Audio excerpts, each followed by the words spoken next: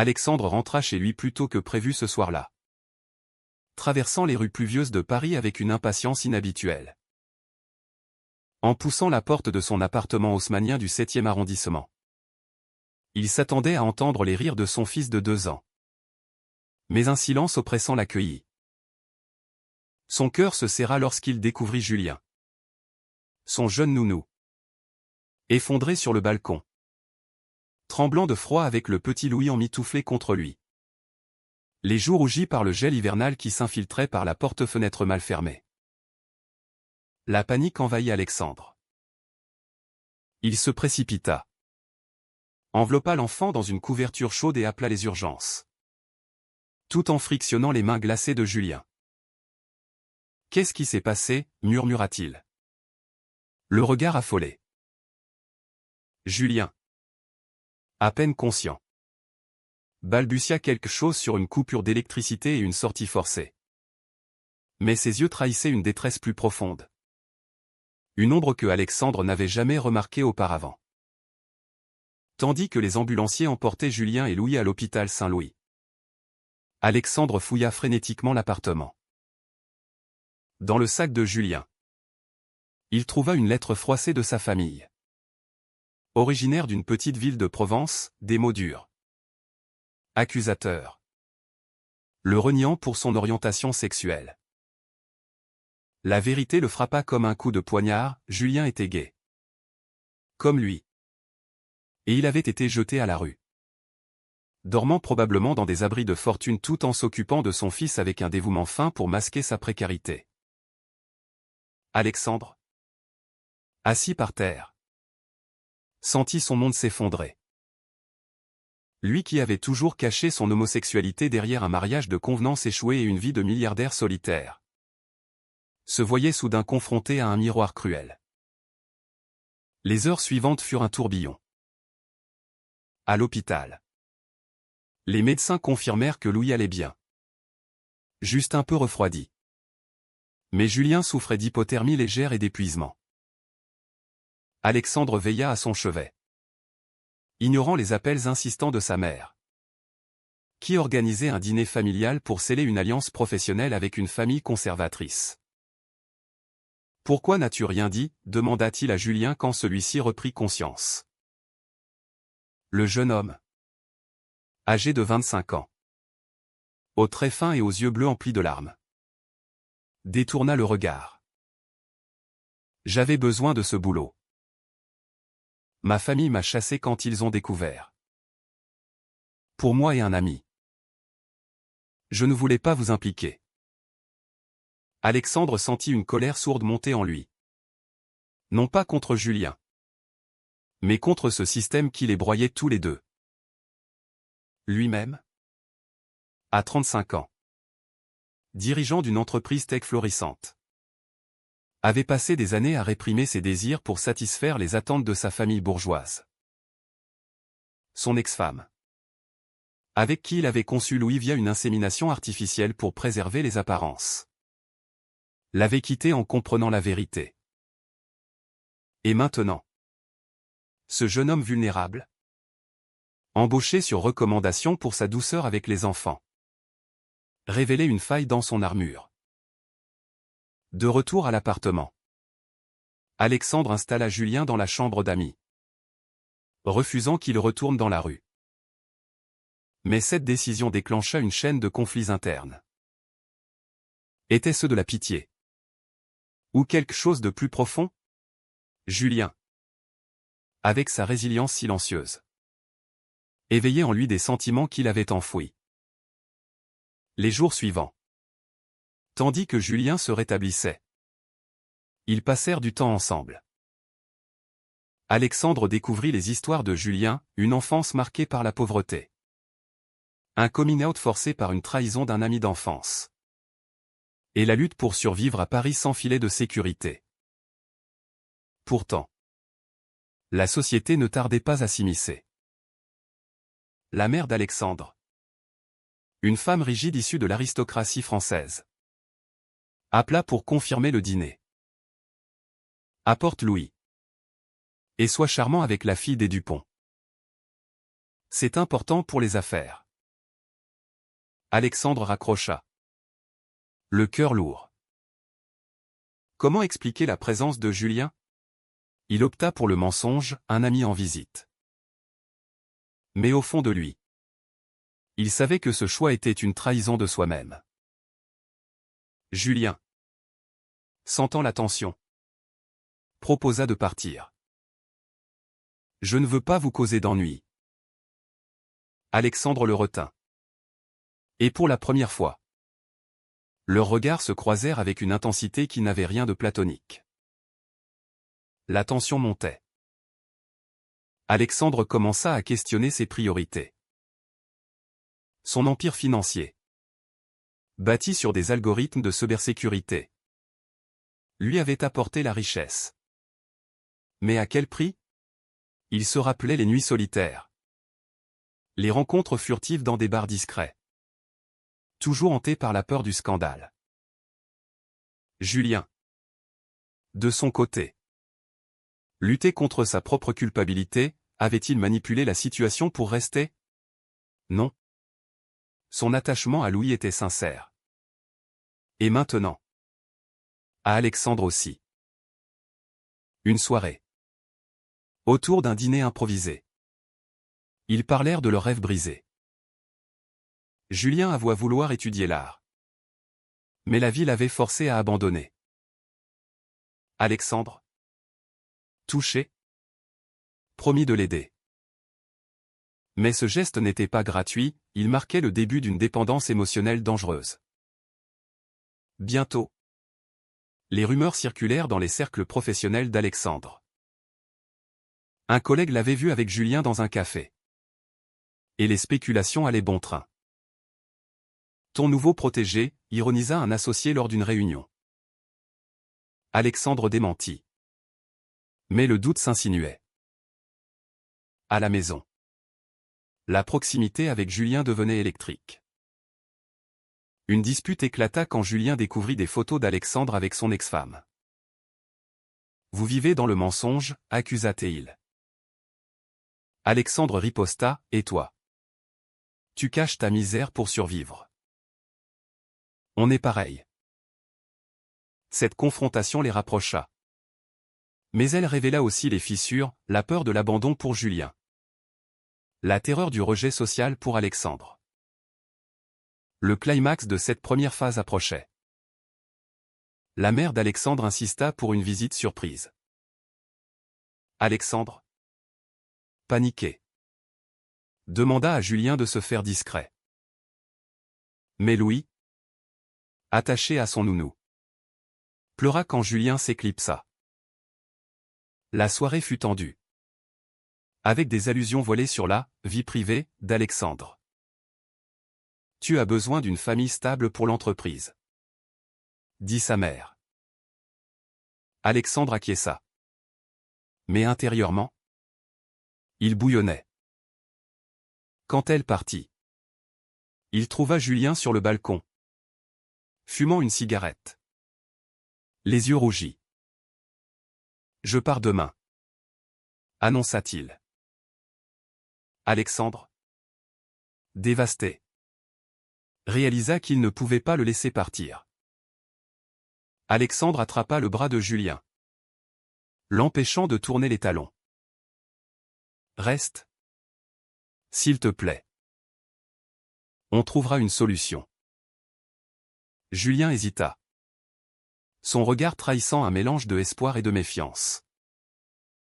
Cette nuit-là, ils parlèrent jusqu'à l'aube, partageant des confidences qui scellaient un lien naissant. Alexandre avoua son attirance pour les hommes, réprimée depuis l'adolescence sous la pression familiale. Julien raconta comment son père, un ouvrier conservateur, l'avait battu avant de le chasser. Leurs histoires se mêlaient, créant une intimité fragile mais puissante.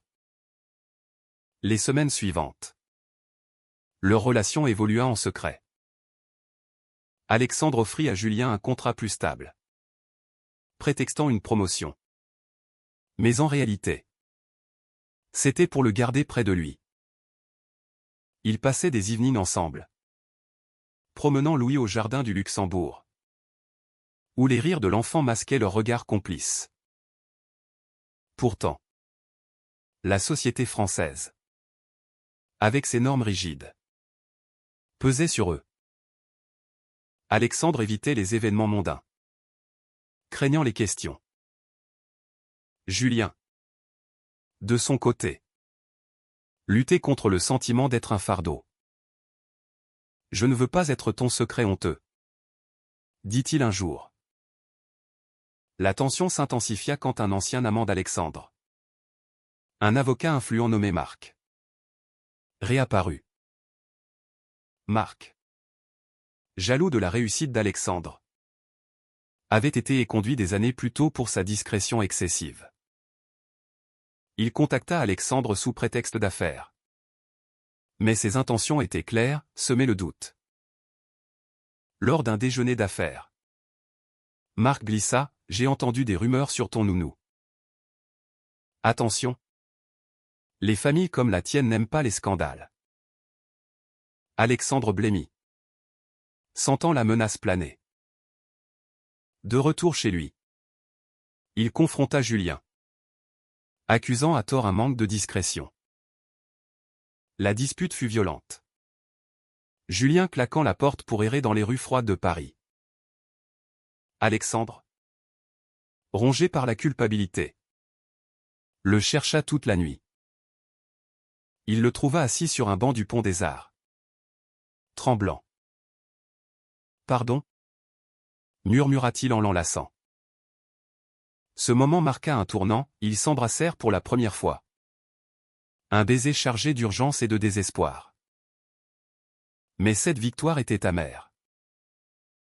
Le lendemain, Alexandre reçut un appel de sa sœur, informé par Marc des rumeurs. « Maman est furieuse. Elle pense que tu mets l'héritage en péril. » Alexandre défendit Julien comme un employé loyal. Mais le mensonge le rongeait. Julien, sentant la pression, proposa une solution radicale, partir ensemble pour une vie anonyme. On pourrait aller à Marseille. Recommencer. Alexandre rit amèrement. Et abandonner tout ? Mon entreprise. Louis ? Le débat s'enflamma. Révélant leurs divergences, Julien priorisait l'authenticité. Alexandre la sécurité.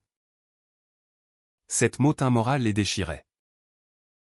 Julien, marqué par son rejet familial, craignait d'être abandonné. Alexandre, élevé dans le privilège, redoutait la perte de statut. Bientôt, un événement précipita les choses. Lors d'une conférence tech à la Défense, Alexandre fut confronté à un investisseur conservateur qui insinua des doutes sur sa vie privée.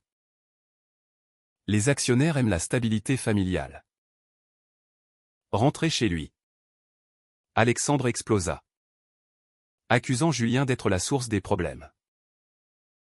Julien, blessé, révéla une vérité cachée, il avait contacté une association LGBT pour du soutien. Sans mentionner Alexandre. Mais peut-être avait-il été imprudent. La trahison perçue brisa quelque chose en Alexandre. Il demanda à Julien de partir temporairement. Julien obéit. Le cœur en miettes, trouvant refuge chez un ami dans le Marais. Seul avec Louis, Alexandre réalisa l'ampleur de sa perte. Les nuits étaient hantées par des regrets. Il appela sa mère pour une confrontation, « Je suis gay. Et Julien est plus qu'un employé. » Elle raccrocha, choquée. Ce coming out impulsif libéra Alexandre, mais déclencha une tempête familiale. Son père, un industriel retraité, menaça de le déshériter. Pense à Louis. Pendant ce temps, Julien affrontait ses propres démons. Son ami le poussa à réfléchir, valait-il la peine de se battre pour un homme qui le cachait ? Julien décida de retourner en Provence pour affronter sa famille. espérant une réconciliation. Le voyage fut éprouvant, marqué par des souvenirs douloureux. À son arrivée, son père refusa de le voir. Mais sa mère, en larmes, admit regretter. On a eu tort. Mais la société. Julien repartit. Plus fort, réalisant que le pardon n'effaçait pas les cicatrices. Alexandre, apprenant le départ de Julien, paniqua. Il contacta des amis communs, traquant sa trace. La quête le mena à réfléchir sur ses choix, avait-il sacrifié l'amour pour l'ambition? Finalement, il le localisa à la gare de Lyon, sur le point de prendre un train. Ne pars pas, supplia-t-il. Julien, ému, accepta de revenir. Mais posa une condition, plus de secret. Alexandre promit. Mais au fond, il savait que la bataille ne faisait que commencer. Les pressions sociales s'intensifiaient, avec des articles de presse murmurant sur sa vie privée. De retour à Paris, Alexandre et Julien tentèrent de bâtir une vie ensemble. Mais les obstacles s'accumulaient. Alexandre affronta son conseil d'administration, défendant sa vie privée contre des insinuations homophobes voilées. Un actionnaire majeur retira ses fonds, prétextant des instabilités. Alexandre, furieux, vendit des parts pour stabiliser l'entreprise, payant un prix financier élevé pour son authenticité. Julien, de son côté, reprit des études d'art grâce à une bourse qu'Alexandre l'aida à obtenir. Mais il se sentait redevable, ce qui nourrissait des tensions. La famille d'Alexandre riposta. Sa mère organisa une intervention, invitant des oncles et tantes conservateurs. Pense à l'héritage de Louis. La société ne tolère pas ça. Alexandre tint bon. Mais les mots blessants le marquèrent. Julien, présent en soutien, fut traité comme un intrus. C'est lui qui t'a perverti, accusa un oncle. Julien quitta la pièce, humilié. Ce soir-là, ils se disputèrent, Julien reprocha à Alexandre de ne pas avoir coupé les ponts plus tôt. Tu les laisses nous détruire. Alexandre, épuisé, admit sa faiblesse. Un tournant dramatique survint quand Marc, l'ex-amant, révéla des photos compromettantes d'Alexandre datant d'années passées, les envoyant à la presse People. Le scandale éclata, titres comme « Le milliardaire tech et son secret gay » firent la une. Alexandre fut assailli de journalistes devant son immeuble. Julien, paniqué, proposa de nier leur relation pour le protéger. Non, refusa Alexandre. C'est le moment de vérité. Il organisa une conférence de presse, avouant publiquement son orientation et son amour pour Julien. La réaction fut mitigée, soutien de la communauté LGBT. Mais boycott de clients conservateurs. L'entreprise chuta en bourse, forçant Alexandre à licencier des employés loyaux. Le prix était lourd, amis perdus, réputation ternie. Julien, quant à lui, subit les retombées. Des harcèlements en ligne le visèrent, l'accusant d'être un profiteur. Son passé de sans-abri fut déterré, twisted en narrative de manipulation. Il envisagea de rompre pour épargner Alexandre. Mais celui-ci le retint. On affronte ça ensemble. Leur lien se renforça dans l'adversité. Mais les dommages psychologiques étaient profonds. Julien fit des cauchemars de son rejet familial, Alexandre luttait contre la dépression, questionnant si l'amour valait la ruine. Une trahison inattendue vint de l'intérieur. La sœur d'Alexandre, jalouse de l'héritage, contacta Julien en secret, lui offrant de l'argent pour partir. Il mérite mieux que toi. Julien refusa. Mais le doute s'insinua. Il confronta Alexandre, « Ta famille me voit comme une menace. Peut-être ont-ils raison. » Alexandre, outré, coupa les liens avec sa sœur. Ce choix libérateur marqua une victoire. Mais il isola la famille nucléaire, Alexandre, Julien et Louis contre le monde. Les mois passèrent. La tempête médiatique s'apaisa. Alexandre rebâtit son entreprise sur des valeurs inclusives, attirant de nouveaux investisseurs progressistes. Julien exposa ses premières œuvres d'art, inspirées par leur histoire, recevant des éloges. Pourtant, les cicatrices restaient. Une soirée, lors d'une marche des fiertés à Paris, ils se tinrent la main publiquement pour la première fois. La foule applaudit. Mais Alexandre sentit un pincement, avait-il sacrifié trop? Julien, lisant ses pensées, murmura, « C'est le prix de la liberté. » Mais le destin frappa à nouveau. Louis tomba malade. Une fièvre persistante nécessitant une hospitalisation. Dans l'angoisse, Alexandre et Julien veillèrent ensemble, renforçant leur partenariat. Cependant, l'hôpital exigea des documents légaux, révélant que Julien n'avait aucun statut officiel. Alexandre proposa le mariage civil. Une décision impulsive mais sincère. Julien accepta, larmes aux yeux. La cérémonie fut intime, dans une mairie du 4e arrondissement, symbolisant leur engagement face aux épreuves. Pourtant, la société n'avait pas fini. Un groupe conservateur lança une pétition contre Alexandre, l'accusant d'influencer négativement la jeunesse via sa tech. Des menaces anonymes arrivèrent, forçant une sécurité accrue. Julien, terrifié pour Louis, questionna leur choix, « Et si on avait tout gardé secret ?»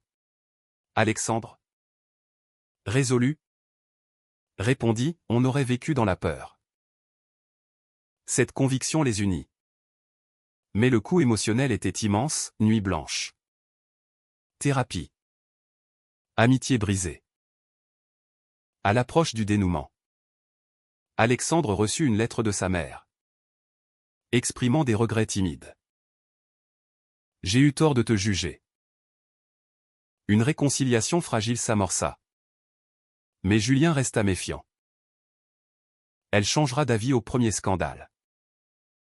Alexandre, optimiste, organisa une rencontre. La tension était palpable. Mais un moment avec Louis adoucit les cœurs. Peut-être y avait-il de l'espoir. La réconciliation avec la famille d'Alexandre fut un pas prudent. Mais elle n'effaça pas les années de douleur. Julien, toujours hanté par son propre rejet, observa avec scepticisme. Lors d'un déjeuner familial tendu dans un restaurant chic des Champs-Élysées, la mère d'Alexandre s'excusa maladroitement. « J'ai été élevé ainsi. Mais je vois maintenant ton bonheur. » Alexandre accepta. Mais Julien resta distant, sentant les jugements sous-jacents.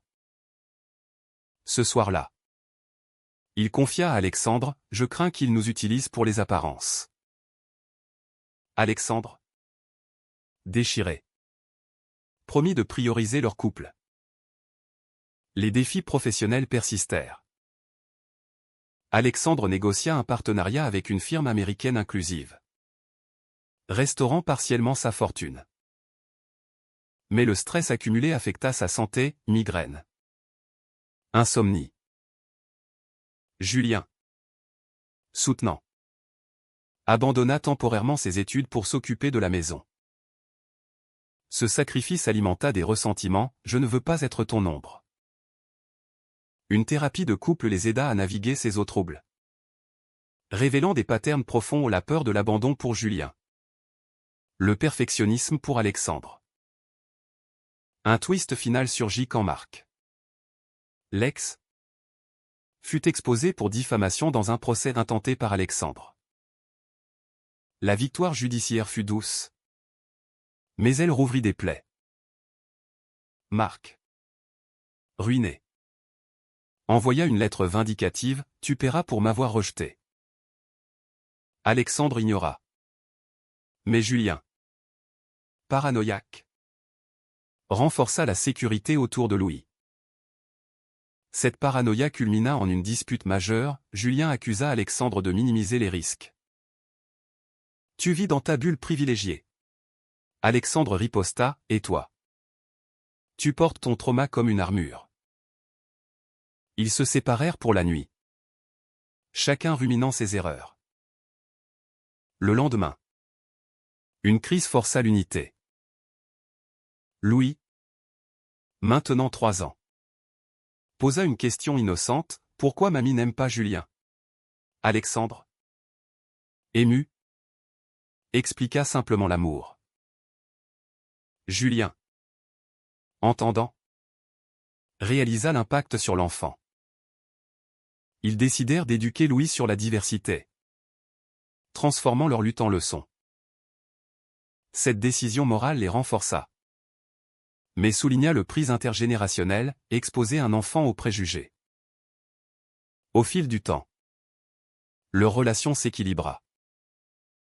Julien acheva ses études, ouvrant une galerie dans le Marais. Alexandre diversifia son entreprise vers des projets sociaux, soutenant des associations LGBT.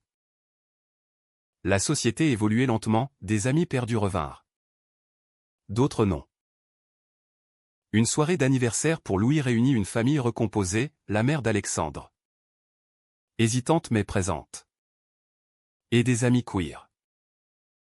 Julien, observant, sentit une paix fragile. Pourtant, les conflits internes persistaient. Alexandre questionnait parfois si son coming out avait valu la perte financière. Julien se demandait si l'amour pouvait guérir toutes les blessures. Une nuit, lors d'une promenade nocturne sur la Seine, ils débattirent des choix passés. « Aurais-tu changé quelque chose ?» demanda Julien. Alexandre secoua la tête, « Non. Car ça nous a menés ici. » Mais au fond, le doute l'ingérait. La vie continua, marquée par des victoires modestes. Alexandre publia un livre sur son parcours, inspirant d'autres. Julien devint un mentor pour jeunes artistes queer. Louis grandit dans un environnement aimant, ignorant les tempêtes traversées. Mais les cicatrices sociales restaient, regard en coin, commentaires subtils. Finalement, après des années de lutte, ils atteignirent une stabilité. Alexandre, regardant Julien jouer avec Louis, réalisa que le prix payé aux pertes, trahison, douleur avait forgé une authenticité inestimable. Pourtant, la question persistait, valait-il mieux vivre caché pour préserver la paix? Ou affronter le monde au risque de tout perdre? Est-il juste de dire que sacrifier sa vérité pour la société est une trahison plus grande que les dommages causés par l'authenticité?